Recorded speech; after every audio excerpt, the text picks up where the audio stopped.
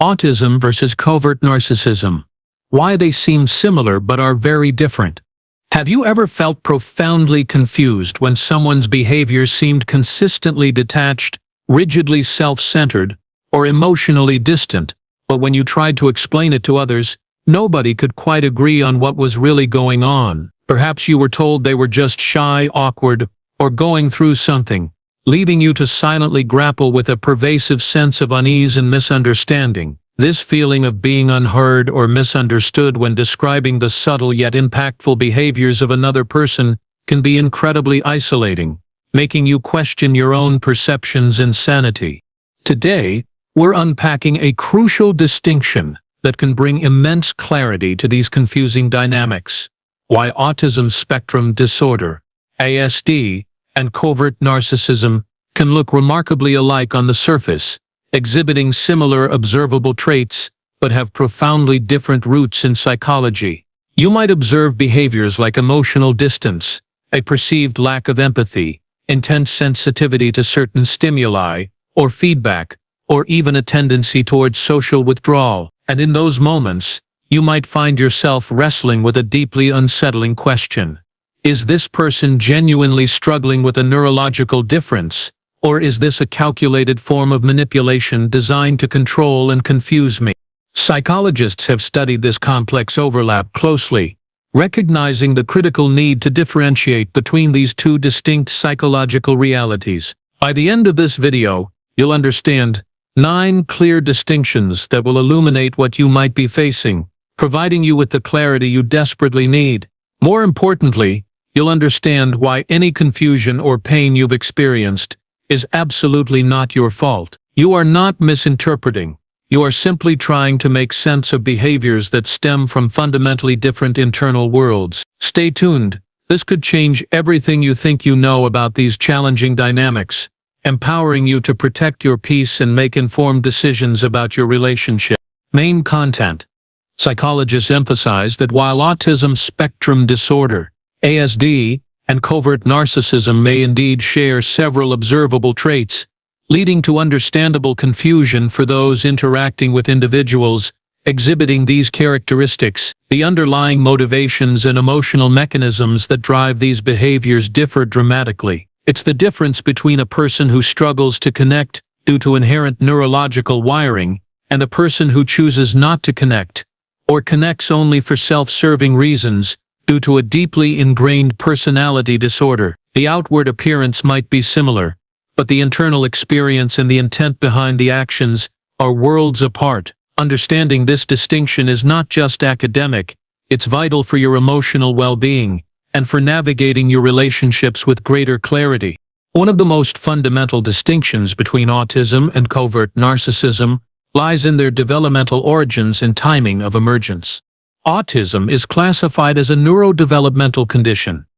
This means it originates in fundamental differences in brain structure and function that are present from birth or very early childhood. It's an innate part of a person's neurological makeup, affecting how their brain processes information, interprets social cues, and regulates emotions. These traits are typically identifiable in early childhood, often before the age of 3, though they may become more apparent or diagnosed later in life as social demands increase. A child with autism will consistently exhibit these traits across various environments and throughout their development. It's not a choice or a learned behavior, it's how their brain is wired. In stark contrast, covert narcissistic traits do not typically emerge in early childhood as a neurodevelopmental difference. Instead, they usually begin to solidify and become more apparent in late adolescence or adulthood. Covert narcissism is considered a personality disorder, meaning it's a deeply ingrained, unhealthy pattern of thinking, feeling, and behaving that deviates significantly from cultural expectations. These traits are shaped by a complex interplay of genetic predispositions, early life experiences, and often defensive coping mechanisms developed in response to trauma, neglect, or excessive idealization during formative years. The individual learns to construct a false self to protect a deeply vulnerable, shame-filled core. While the origins might be rooted in early experiences, the expression of these narcissistic traits as a pervasive personality pattern solidifies much later in life, as a chosen, though often unconscious strategy for navigating the world and protecting their fragile ego. Have you ever wondered if someone always behaved that way, exhibiting these confusing traits from their earliest memories, or if their particular patterns of behavior, their subtle manipulations, or their emotional inaccessibility seem to emerge and solidify later in their life, perhaps in response to certain stressors or relationship dynamics? This timeline can be a significant clue in distinguishing between these two very different conditions. The core difference between autism and covert narcissism lies in the motivation behind their observable behaviors. This is perhaps the most crucial distinction for understanding the impact on your emotional well-being. A person with autism may withdraw or seem indifferent in social situations because they genuinely struggle to interpret and process social cues. Their brain processes information differently, making it difficult for them to understand unspoken rules of interaction, facial expressions, body language, or the nuances of conversation. Their withdrawal is often a coping mechanism for sensory overload or social anxiety, not a deliberate act of malice. Their perceived indifference is a lack of understanding of social expectations, or difficulty in expressing their internal state, not a lack of care or empathy. They might say something blunt or socially inappropriate, not to hurt you, but because they genuinely don't grasp the social implications. They are struggling with the mechanics of social interaction, often wishing they could connect more effectively but lacking the inherent tools to do so. Conversely, a covert narcissist may appear modest, humble, or even self-effacing on the surface, but their underlying motivation is entirely different. Their seemingly unassuming demeanor is often a carefully constructed facade designed to elicit validation, sympathy, or emotional control. They are constantly seeking narcissistic supply, but they do so indirectly, through subtle manipulation rather than overt grandiosity. Their modesty is a mask for underlying entitlement or envy. For example, they might subtly put themselves down, "Oh, I'm just so clumsy," to fish for compliments, or play the victim, "I always get the short end of the stick," to elicit pity and make you feel indebted. Every action, every seemingly humble statement, is calculated to serve their ego, to gain attention, or to subtly exert influence over you. Their actions are driven by a hidden agenda, a constant need to control the narrative and extract emotional energy, often without you even realizing it. The difference is profound. One is a genuine struggle with social navigation and understanding, while the other is a strategic and often unconscious manipulation of social dynamics for personal gain. The concept of empathy is often misunderstood, and nowhere is this more critical than in distinguishing between autism and covert narcissism. Psychologists differentiate between two main types of empathy: cognitive empathy and affective empathy. Autistic individuals often experience challenges primarily with cognitive empathy. This means they may struggle to automatically recognize or interpret others' emotions based on social cues, facial expressions, or body language. Their brain's social cognitive processing works differently, which can make it difficult for them to infer what another person might be thinking or feeling in a given situation. This is sometimes colloquially referred to as mind blindness, a difficulty in spontaneously inferring the mental states of others. This can lead to them seeming indifferent or blunt, not because they don't care but because they genuinely miss the social signals that convey emotional state. However, it's crucial to understand that many autistic individuals can feel effective empathy deeply. They can genuinely feel compassion or distress when they understand someone else's suffering, but they may struggle to express it in socially expected ways or to understand why someone is feeling a certain way without explicit explanation. Their challenge is often in the processing and expression of empathy, not necessarily in its fundamental capacity to feel it. In stark contrast, a covert narcissist often possesses a high degree of cognitive empathy. They are often acutely aware of others' emotions, and they can read social cues very well. They understand what makes people tick, what their vulnerabilities are, and what should be said or done in a social situation to elicit a particular response. However, they profoundly lack affective empathy, the ability to genuinely feel or resonate with others' emotions. They can understand your sadness, but they don't feel your sadness. This means they can use their cognitive awareness of your emotional state to manipulate, exploit vulnerabilities, and craft their facade, rather than to genuinely connect, offer comfort, or act with compassion. They might say the right words of sympathy, but their actions will reveal a cold detachment, or they might leverage your pain for their own gain. Their understanding of your emotions is purely instrumental. This distinction is key. For an autistic person, the challenge is often in interpreting and expressing empathy, while for a covert narcissist, the challenge is in feeling and acting on genuine empathy. It's not just what's seen, it's what's intended. One struggles with the mechanics of social interaction, the other strategically weaponizes their understanding of those mechanics. Another significant point of divergence lies in their social flexibility and the phenomenon of masking. Autistic people generally struggle with social flexibility. Their brains thrive on routine, predictability, and clear expectations. Adapting to different social situations, shifting conversational styles, or spontaneously engaging in complex social dances can be incredibly challenging and exhausting for them. They cannot easily turn charm on and off, because their social behavior is not a performance. It's a fundamental neurological difference in how they process and respond to social stimuli. Many autistic individuals engage in masking, which is the conscious or unconscious suppression of their natural autistic traits and the adoption of neurotypical behaviors to fit in. This masking is often incredibly draining, leading to burnout, anxiety, and profound exhaustion. It's a survival mechanism, not a manipulative tactic, and it's something they genuinely struggle to maintain consistently. In stark contrast, covert narcissists are highly skilled at social chameleonism.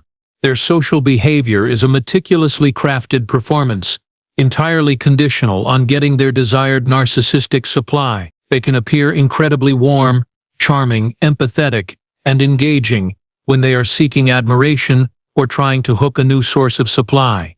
They can mirror your interests and values with uncanny precision. However, the moment their needs are met, or more importantly, when they are challenged or feel their supply is threatened, they can instantly become cold, dismissive, or cruel. Their ability to switch between these personas is effortless and serves their manipulative agenda. This turning charm on and off is not a struggle, it's a strategic maneuver. They are not genuinely struggling with social flexibility. They are masterfully using social flexibility as a tool for control and exploitation. This is why you might experience a profound whiplash in their behavior, seeing one person in public and a completely different, chillingly cold individual behind closed doors. Another area where observable behaviors can be misleading is in the realm of repetitive actions or intense focus. Here, the distinction lies in the underlying purpose of the behavior. Autism often involves repetitive routines, restricted interests, or fixations, which are fundamentally neurologically driven. These behaviors, sometimes called stimming, self-stimulatory behaviors, or a need for strict adherence to routines, serve a purpose related to sensory regulation, anxiety management, or processing information. For an autistic individual, these routines provide comfort, predictability, and a way to manage an overwhelming world. They are not directed at another person as a form of control or to elicit a specific emotional response from them. If a routine is disrupted, an autistic person might become genuinely distressed or anxious because their sensory or emotional regulation system is being challenged. This distress is authentic and internal, not a calculated performance. In stark contrast, when covert narcissists exhibit intense focus on their own needs, their grievances, or specific narratives, it's rarely about genuine sensory comfort or internal regulation. Instead, it's almost always about emotional leverage. Their intense focus on being the victim, on a perceived slight, or on reminding you of their sacrifices is designed to manipulate your emotions, induce guilt, or gain sympathy. They might repeatedly bring up past injustices or focus incessantly on how they are suffering, not because they are genuinely processing their emotions, but because they are strategically extracting emotional supply from you. This repetition serves to wear you down, to keep you focused on their perceived needs, and to ensure you remain in a position of owing them something. The intent is to control your emotional landscape and secure their desired outcome, not to self-soothe. The way an individual responds to criticism offers another crucial lens through which to differentiate between autism and covert narcissism, revealing the core motivations at play. An autistic individual may struggle to respond appropriately to criticism due to their unique social processing difficulties. They might appear to shut down, become overwhelmed, or react in a way that seems disproportionate to the feedback. This isn't because they feel superior or are trying to manipulate you. It's often because they genuinely misunderstand the social cues, the intent behind the criticism, or they may take factual feedback as a personal attack due to their literal interpretation of language. Their emotional dysregulation in response to perceived criticism is often genuine, stemming from anxiety, sensory overload, or a rigid adherence to their own understanding of how things should be done. They might struggle to articulate their feelings or thoughts in the moment, leading to silence or an awkward response. They are simply trying to cope with an overwhelming social interaction. On the other hand, covert narcissists often react to even gentle feedback with a distinct pattern of rage, passive aggression, or complete withdrawal, all designed to protect their meticulously crafted self-image and maintain control over you. Their fragility is immense, and any criticism, no matter how constructive, is perceived as a direct assault on their perfect but false self. They will not reflect on the feedback. Instead, they will instantly shift blame, play the victim to gain your sympathy, and make you feel guilty for attacking them, or unleash a wave of passive-aggressive behaviors like silent treatment, subtle sabotage, or backhanded compliments. Their goal is to punish you for daring to challenge them and to ensure you hesitate before offering any further criticism. This emotional volatility is a calculated strategy to teach you to walk on eggshells, making you afraid to express your true thoughts or set boundaries, thereby maintaining their subtle, yet pervasive control over you. Have you ever noticed someone withdrawing emotionally or lashing out with disproportionate anger, regardless of whether you meant harm or if your feedback was delivered with kindness and genuine care? That extreme defensive reaction is often a telltale sign of a fragile narcissistic ego. Examining an individual's emotional range and how they perceive their own vulnerability and shame can also provide significant insights. For individuals with ASD, emotional dysregulation, meaning difficulties in managing and expressing emotions in socially typical ways, is often genuine and anxiety-driven. They might experience intense emotions, but struggle to identify, articulate, or modulate them. This can manifest as meltdowns, intense emotional outbursts, shutdowns, withdrawal, or difficulty expressing empathy in a way that others understand. Their vulnerability, when it appears, is typically authentic. If they are feeling shame or anxiety, it is often a direct, unfiltered response to an overwhelming situation, a social misstep, or a sensory overload. They don't typically use these emotional states to manipulate others. Rather, they are struggling to cope with their internal experience.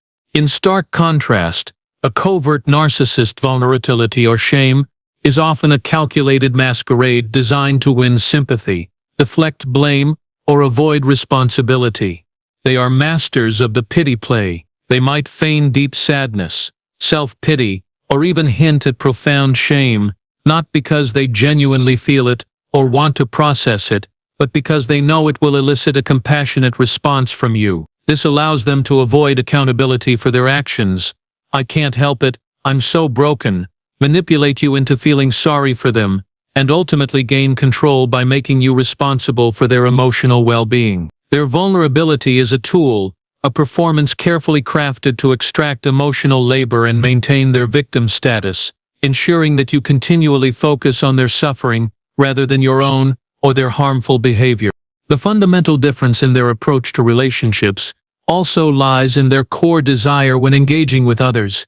Autistic individuals usually possess a genuine desire for social acceptance and connection, but they often don't know how to get it in neurotypical social environments. They may want friends, meaningful relationships, and to feel a sense of belonging, but their challenges in social communication, reciprocal interaction, and understanding unspoken social rules create significant barriers. Their awkwardness or social withdrawal is not a choice to isolate others, but a genuine struggle to navigate complex social landscapes. They yearn for connection, but lack the intuitive social fluency to achieve it easily, leading to frustration, loneliness, and misunderstanding. Their efforts to connect, while sometimes unconventional, are typically sincere.